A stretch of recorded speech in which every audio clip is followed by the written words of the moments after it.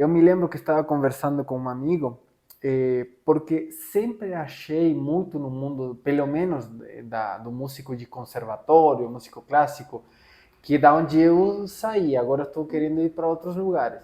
Mas eu saí da universidade de música clássica, formado em bacharel em violão clássico, etc.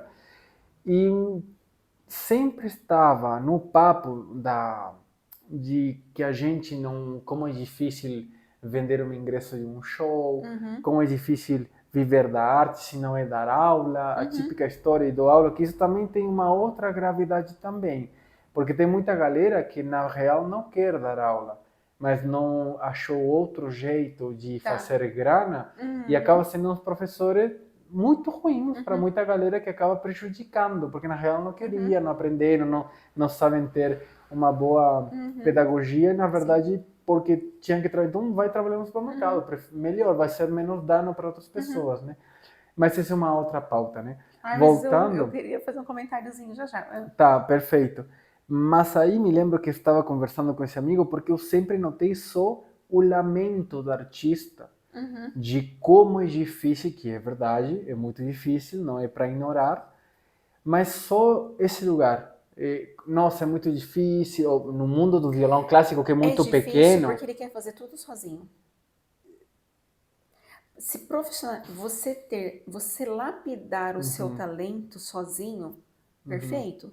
Você e teu professor, você e a sua prática diária, 10 horas por dia ou 2 horas por dia, isso é com você. Isso sim depende de você. Sim.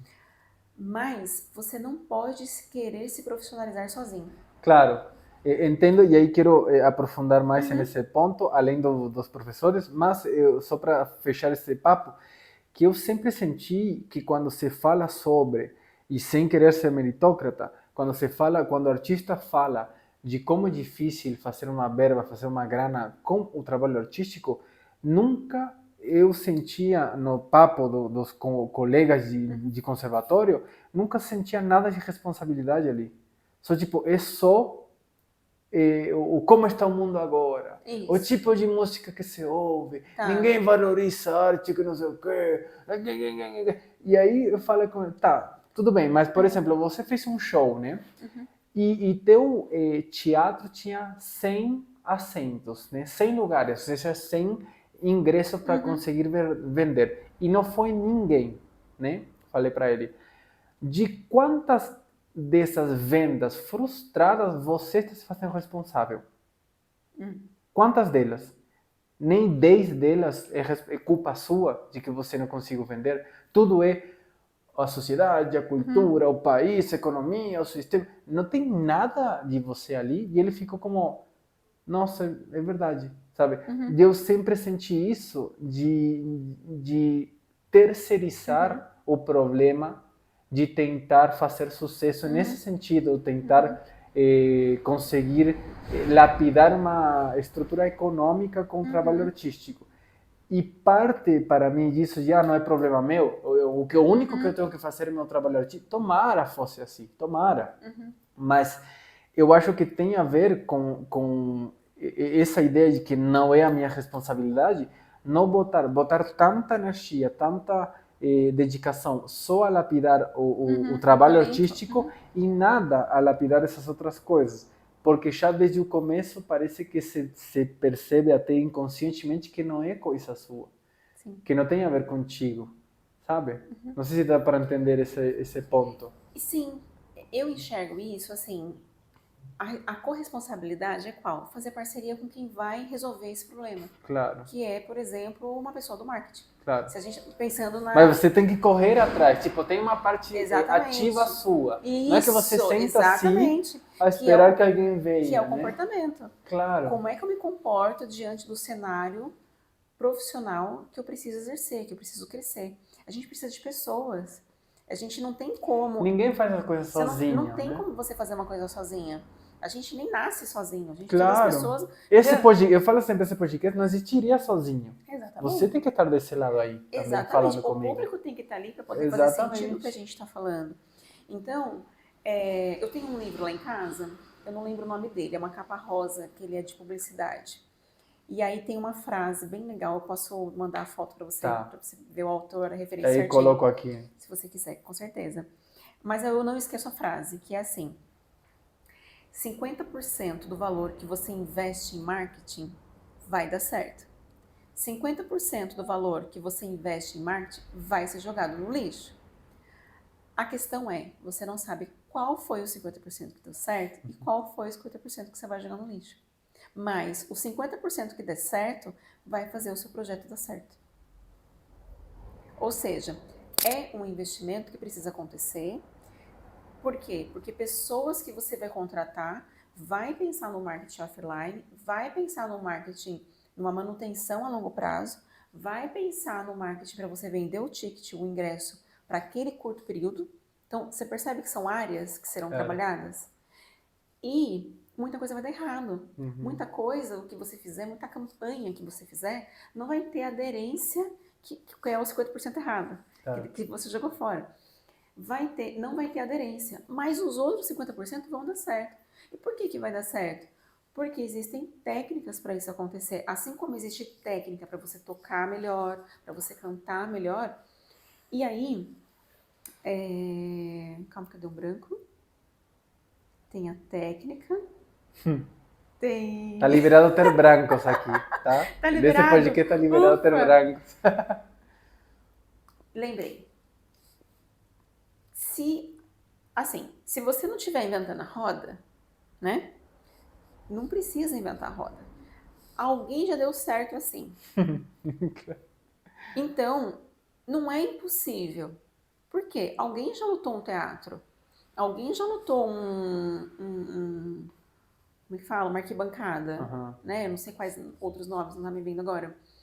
Mas se alguém já fez alguma coisa, e não é só uma vez na vida que isso aconteceu, existem outros formatos de eventos parecidos, uma sala São Paulo, sabe? Vamos pensar aqui na música clássica. Quais são os concertos que enchem a sala São Paulo? A gente está falando de música clássica na era do contemporâneo. É assim que fala, né? Só para eu não falar errado. É que vai falando tanto, vai dando um branco, de repente. Então a gente está falando de quais são os eventos que ainda hoje enchem a sala São Paulo. Como que o maestro Kleber fez para encher o Senforp no Carmen da Burana? Porque tinha gente disputando ingresso lá fora. E tinha gente em pé dentro do Senforp. E a gente está falando de música clássica. A gente está falando, talvez, de uma música que a geração de hoje não faça ideia que exista. Né? Eu não tinha profundidade de conhecimento. Foi conhecer ao longo do estudo ali da situação. Então, existe um como por trás que a gente não está acessando. Se eu tenho um evento para 50 pessoas, para 500 pessoas, se eu tenho um evento para 500 pessoas e o meu teto está chegando em 50 pessoas, eu preciso ir lá perguntar para quem fez 1.000 pessoas, para quem fez 2.000 pessoas, como a palavra-chave do projeto, e eu acredito que da vida, não é o que e nem o porquê, é o como. Como você fez isso? Como que você fez esse... Nunca fiz esse bolinho. Como que você fez esse bolinho? Ah, não fui eu. Foi a minha tia, foi a minha sogra, foi a minha namorada. Como que ela fez? Ah, ela pegou o açúcar, pegou isso, pegou a receita, pegou não sei o quê. Mas como que ela conseguiu isso? Ela foi ao mercado. Tá vendo? É o como. Há tantas camadas, né? Quem vira a chave de você descobrir o processo é o como. E aí a pessoa fala, ah tá, mas eu não consigo vender o ingresso. Tá, você pega um modelo parecido com o seu, que deu certo, se relaciona para você perguntar, para você como. Pergunta para o chat GPT se você não conseguir conversar com a pessoa. Pergunta para o Google, né? Ah, eu não conheço ninguém. Hoje você tem caminhos para você ter ideia de como fazer alguma coisa. E aí é uma palavra-chave que muda completamente.